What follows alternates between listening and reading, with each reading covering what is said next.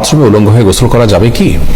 বাথরুমে কিংবা টয়লেটে যেখানে আপনাকে অন্য কেউ দেখতে পাচ্ছে না, এরকম জায়গায় গোসল করলে আপনি শরীরের সমস্ত কাপড় চোপড় খুলে বিবস্ত্র অবস্থায় গোসল করলে সেটি হারাম বা সরাসরি নিষিদ্ধ কোনো কিছু হবে না।